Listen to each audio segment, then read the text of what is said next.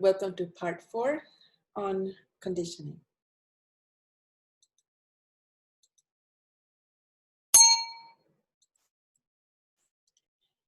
We're going to talk first about conditional probabilities, and this is probably something that you are already familiar with. So let's make a revision. The probability space is a model, say, for our experiment. Now, suppose that we know that a particular event has already happened. So we know for certain that this event happened, and it is further information than the original model. So the question is, how should we modify this model to reflect the new information that we have gained? In the original model, for example, let's suppose that the probability of this event was less than 1. Now, conditional on B already happening, then the new probability, which I am going to write down as P sub B, so the new model should set the probability of this event happening equal to 1. So let me just make a little bit of a sketch here. Let's say that this is the subset omega. And let's assume that we have the set B happening is this one. So this is the set B.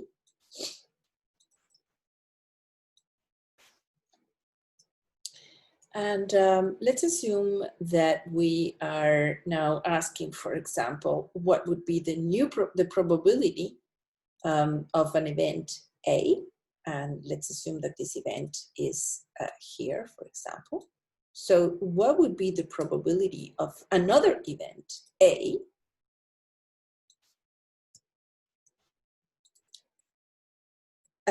once we know that B happened for certain?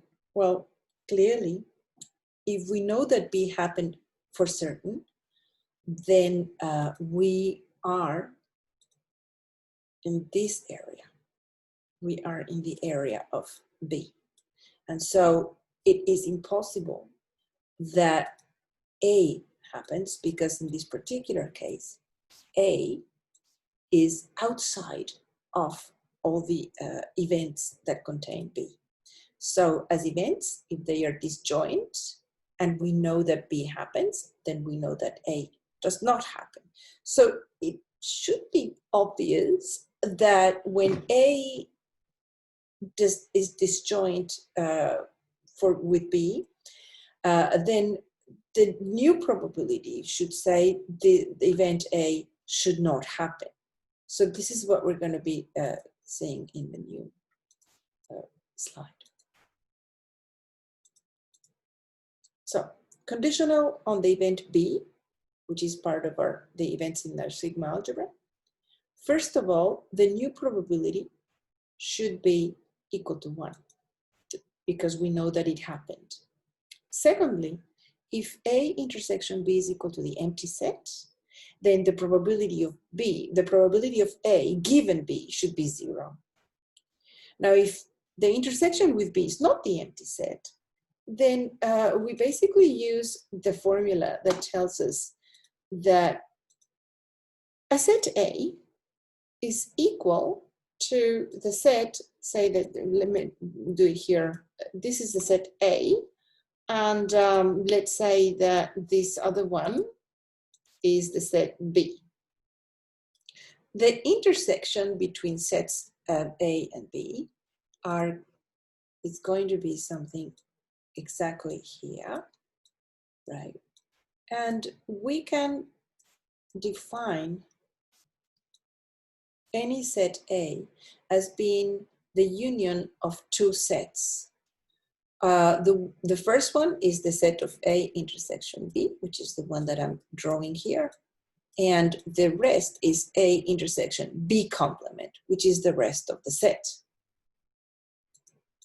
Because of this, and because the probability of a disjoint union is equal to the sum of the probabilities, then, and given number 2, then the probability of A intersection B complement, because that this should be, this is disjoint with B, this should be 0. So the only thing that would remain in the new model is the probability of A intersection B.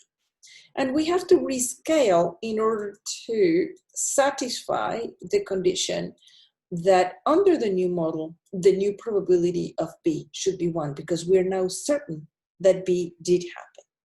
Doing that, we obtain the formula that you should all be familiar with, which is the formula that the conditional, and we write it this way, the conditional probability of event A given B is the probability of the intersection divided by the probability of the conditioning event. We're going to see the law of total probability now. The law of total probability tells us the following, and I've boxed these because in the courses that follow, particularly Markov chains, but also in the courses on stochastic optimization, we're going to use a lot this type of formulas. So it's a very good idea to have them somewhere very, very clear, because we're going to be using them over and over and over again. The first one says that the probability of an event can be written in terms of the conditional probabilities of this event given certain other events that happen.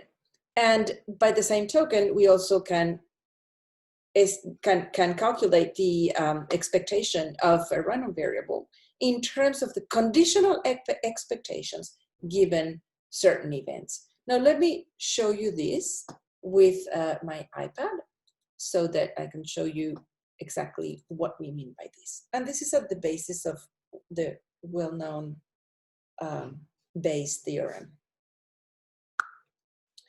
What we have here is a schematic for the law of total probability.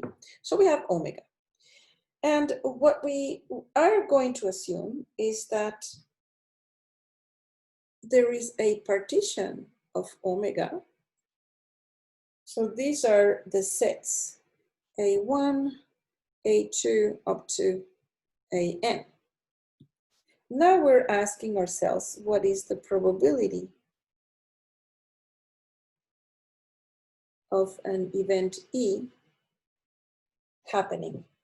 And the only thing we know is the conditional probabilities of events given this partition. So the first thing that we realize is that, let me use the blue.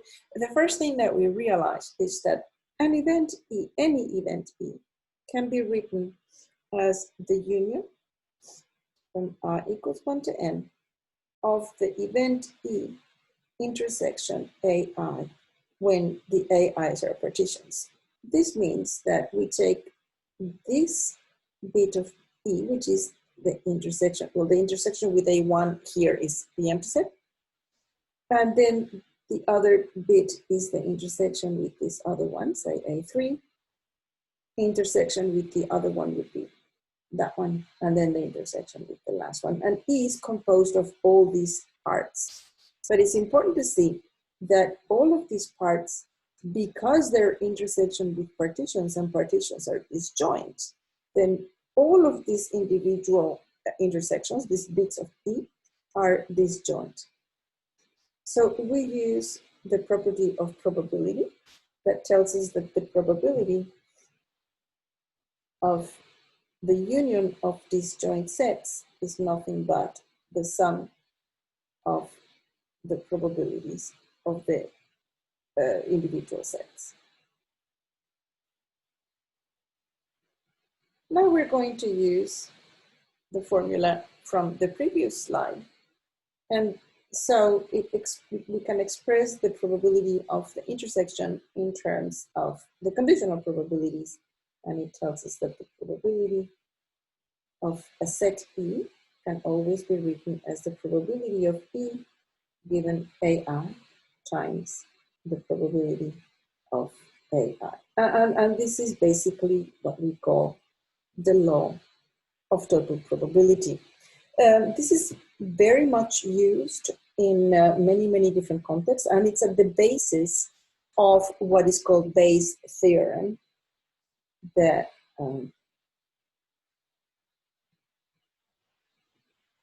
I assume that you've all already seen. We're going to go back to the slides, and now what we have is an example. In this example, to see how we can do the calculations of conditional probabilities. So this is actually a true story. The parents of my nieces have both brown eyes. My niece L has brown eyes, her husband E has blue eyes, and my sister I has blue eyes. And so we're asking, what is the probability that the son Felix will have blue eyes? And in order to answer this, let's use the iPad. It's a lot easier to do that with the iPad. So there's a couple of things, of course, that we need to know, or that I'm going to assume that you have seen sometime. It's about basic genetics. And this is, of course, very simplified. But in basic genetics, capital B is for the gene for brown eyes. And it's written in capital B because it's a dominant gene. Little b denotes blue, which is a recessive, so it doesn't show. And we're asking, what are the chances that Felix, say, has blue eyes?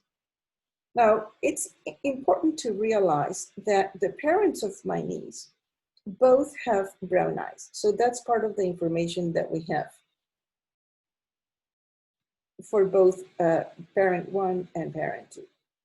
So what that means is that they both have to have at least one gene, which is capital B, for brown eyes. But we also know that their daughter, their first daughter, has blue eyes. And blue eyes can only be shown if you have a pair of genes, one from your father, which is blue, and one from your mother, which is blue. So that means that the father has to have necessarily the brown because he has brown eyes, but the blue as a recessive because he passed it on the daughter. Same thing with the mother. So we do know that the parents of this niece of mine have both genes, both of them. So this is the information that we have prior. So now we would like to know, Felix, the eye color will be determined by the combination of one gene from L and one gene from E. So the parents are L and E. And we know that E has blue eyes. So E can only just have the combination of genes for the blue eyes. So now we're going to use conditional expectation. Normally, for these two parents, normally any offspring could have either, it has one gene from the father and one from the mother, and that is equiprobable. So the offspring could have any of 4 possible combinations, and each of them is, the probability is 1/4. Now, in the particular case of my niece L, we know that she has brown eyes. So of all the possible combinations that normally this pair of parents would have, we know that this is not true. So we condition on the event that she has brown eyes,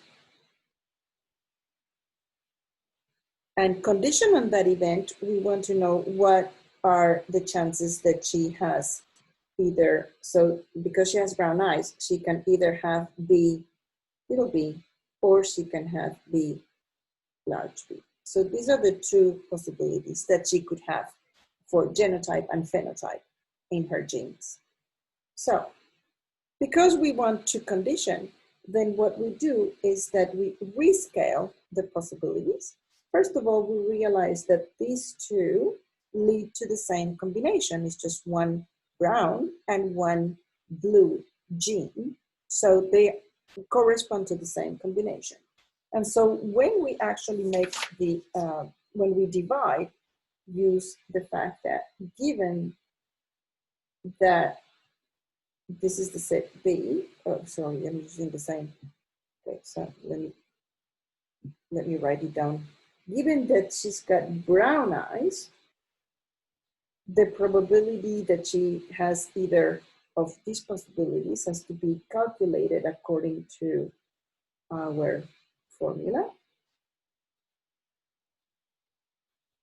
divided by the probability of brown. There are 3 cases of brown, and each one of them with probability 1/4. So when we do the calculations, we get that the probability that she has B and B, so 1 gene for blue and 1 gene for brown, will be, originally she had 2/4, but it has to be divided by 3/4. So it's equal to 2/3. And similarly, the probability that she has brown and brown, a gene combination of brown and brown, is 1/3.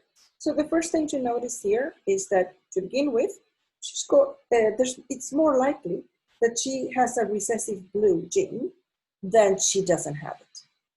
So now we can answer the final question. The final question is the following for Felix. We have 2 possibilities for the mother. With probability 1/3, the mother has BB, brown and brown. And with probability 2/3, the mother has brown and blue. In this case, the father is blue. But so in this case, Felix is going to have a brown and a blue. And so in this particular case, Felix will have brown eyes, because that's the dominant gene. And in this other case, we have 2 further possibilities that happen with probability half each. One is that the brown gene from the mother and one of the blue genes from the father shows up, in which case Felix will have brown eyes. And the other possibility is that one blue gene combines from the mother, combines with the blue gene from the father, in which case he will have blue eyes. So if we do the calculations, this is probability 1. So if we do the calculation, it turns out that the probability that Felix has brown eyes will actually be 2/3, higher than the probability that he has blue eyes.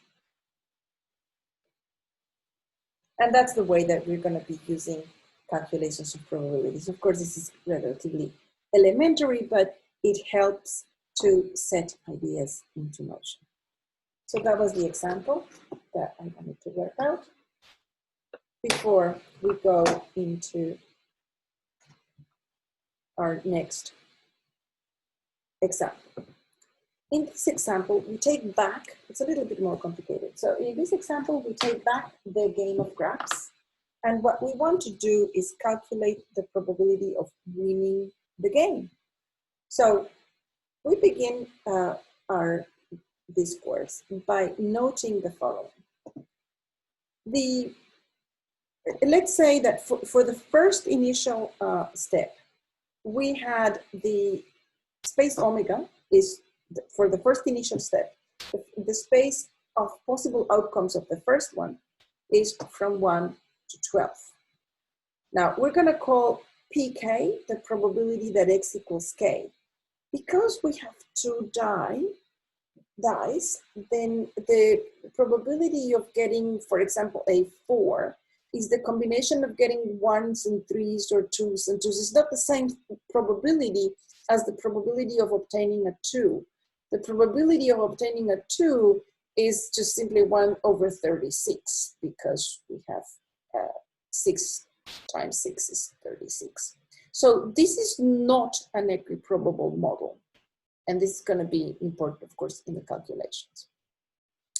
Now, we're going to call A the event of winning the game. And I'm going to show you how using conditioning and the idea of recursion can help you calculate the result of this very, very nicely and very elegant.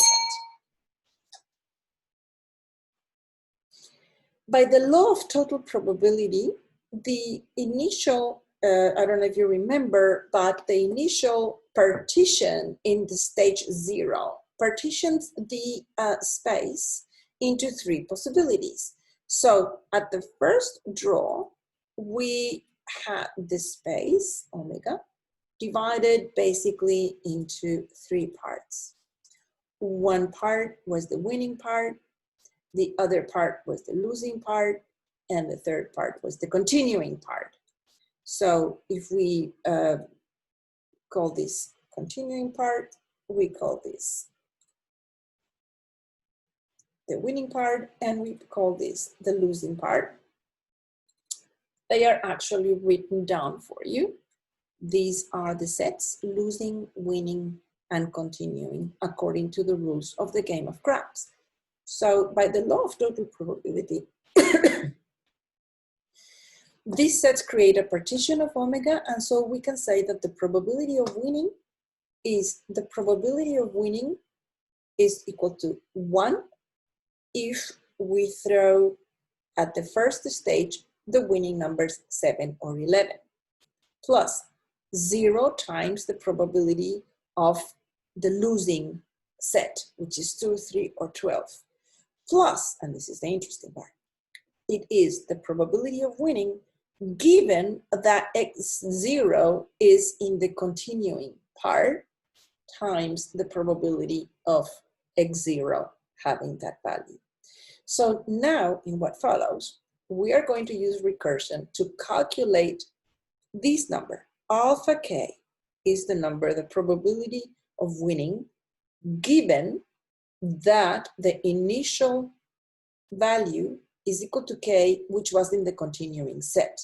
And I'm basically taking these notes from the book of Taylor and Carlin, which is a part of which is a mandatory reference for this course. So I repeat here what alpha k is, and now we go into the reasoning. What is the logical reasoning for recursion? At stage n, the result of the dice is, again, a number between 2 and 12. And so what we have is the following. If at stage n, we immediately get the number, the exact number k, which was the one that we got at the beginning, because this is conditional on having thrown the number k at the beginning, then we win. If we throw the number 7, then we lose, and that's why I'm multiplying by 0. So if we throw 7, we lose. But what happens if we don't throw the k or the 7? In any other cases, the game continues.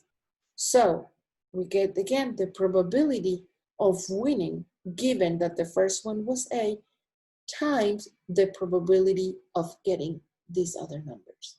So that's basically what we're going to be, this is basically the law of total probability. So now we're going to basically realize that, so this simplifies quite a bit. This simplifies quite a bit because alpha k doesn't depend on I.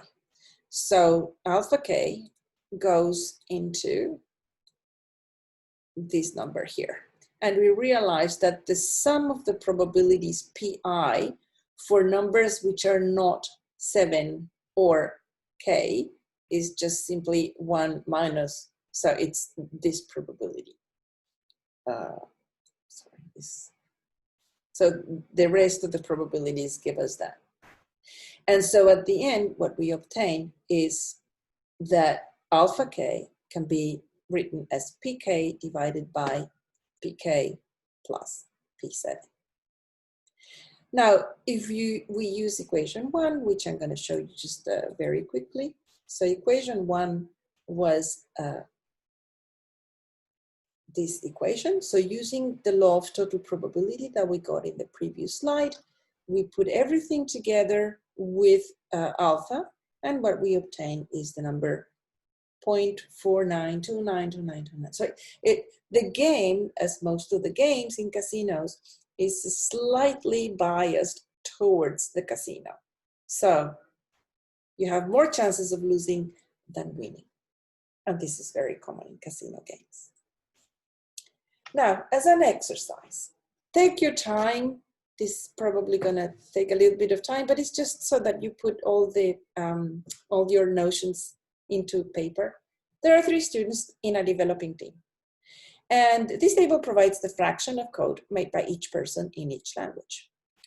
So we have Alice, Bob, and Carol. And there's languages C, C++, Python, and JavaScript.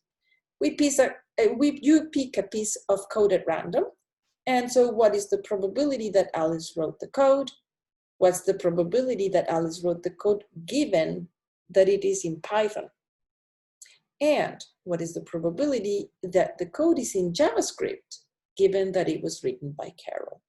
This is not a difficult problem, but I suggest that you take your time and start playing with this before we go on so that you get more confident with conditioning probabilities. This example, now we come into the last part of the lecture, and this last part of the lecture generalizes into something that we're going to be using quite a lot in the advanced courses on simulation and stochastic optimization. So in this example, which is taken from Professor Dufresne, lecture notes on financial mathematics, we envision 8 people, 8 individuals. So that's going to be describing our space omega. And we take the power set, so it has all the subsets. It's a complete description of the outcomes of the events. And we assume that the model has equal probabilities. Now, these are the salaries of the 8 individuals. And roughly speaking, we can say that these individuals have a salary that comes in brackets. So the first bracket will be low income, the second bracket is medium income, and the third bracket is high income. We are going to label, we're going to define a random variable, y, from omega into r, that will label the income bracket. So what I'm saying here, just very simple. Y is equal to 1 if it's low income, it's equal to 2 if it's medium income, and it's equal to 3 if the omega is in the high income bracket. That's very straightforward. Now, the first concept of conditional expectation is the concept that you should be familiar with already, and it's the following. For y equals I, where I can be equals 1, 2, or 3, what is the value of the expected, what is the expected value of the salary given the bracket? This is a number. I'm going to go back to the previous slide to calculate it together with you. So what would be the average salary if you're on the first bracket? Well, the average salary should be 30,000. What's the average salary if you are in the high income bracket? Well, if omega is in the high income bracket, then the average salary should be 90,000. And analogously, if you're on the medium income, then the average on that medium income is 65,000. So that's the way that we basically calculate these numbers.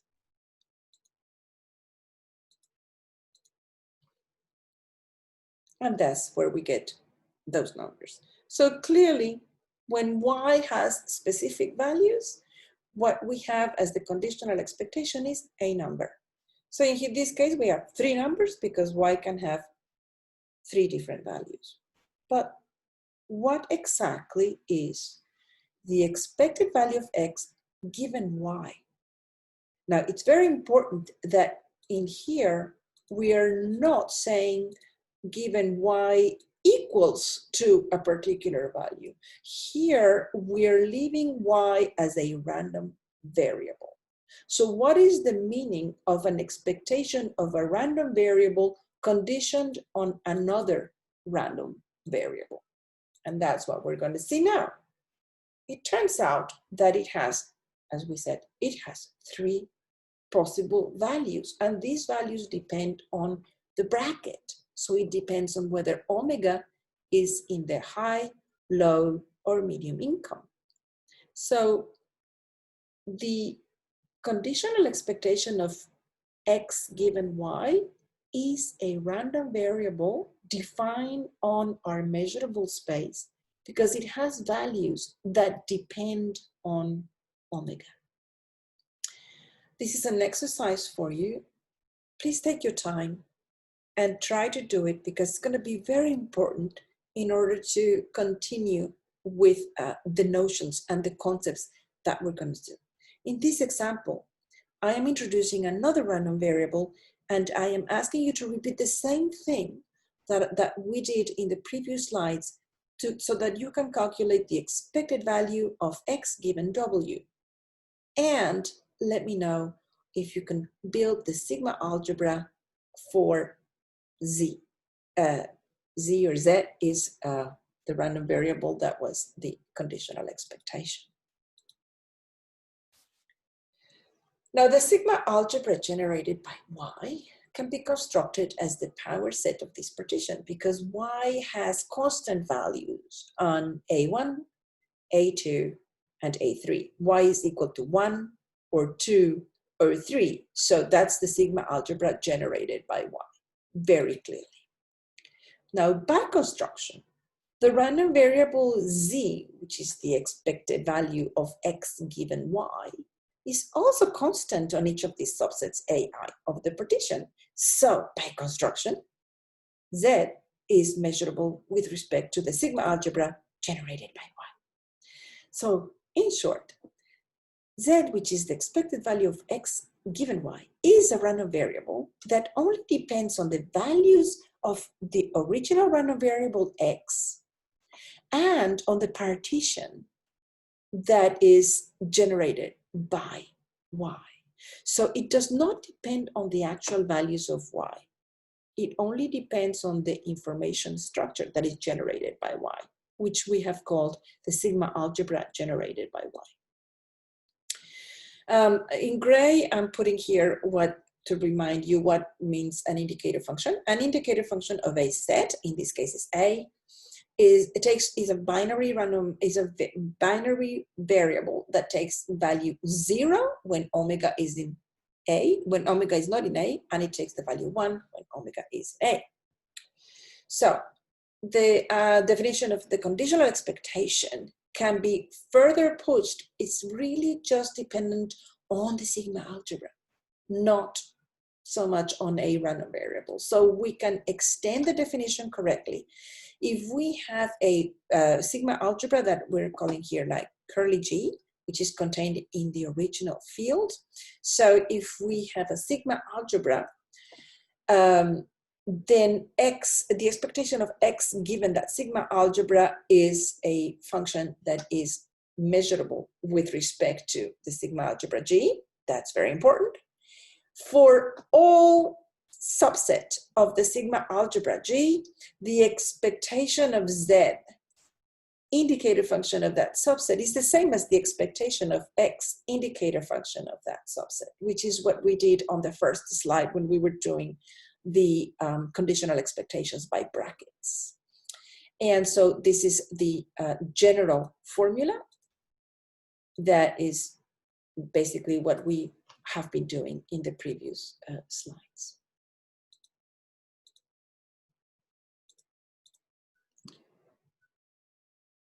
Last but not least, when we now have the concept of conditional expectations as functions of sigma algebras, conditioning on sigma algebras. We can talk about sigma algebras being independent. And so we say that a collection of sigma algebras is independent if the probability of the intersection is the product of the probabilities. And by the same token, random variables are statistically independent if their generated sigma algebras are independent. If there are two random variables, x and y, that are independent, then the conditional expectation of one random variable given the other one is just the expectation. Now, let me just reread this in English. What this is telling me is the following. The expectation of x given y is equal to the expectation of x. I can read that in a different way. Given the information provided by the random variable y, the expectation of x doesn't change. So what this means is that the information provided by y is not giving any further information or any further knowledge about x. And that's why we say that they are independent. And finally, we can also define independence of particular events when the probability of their intersection is equal to the product of their probabilities. So we finish with this exercise. We come back to the same scenario for the code written, and now you're asked to show that two events, the event that Bob wrote the code and the event that the code is written in Python, are independent. And the second question is, are the events Alice wrote the code and the code is in Python independent? And so with this, I say goodbye, and the next part will be convergence of random sequences and changes of measure. Thank you very much.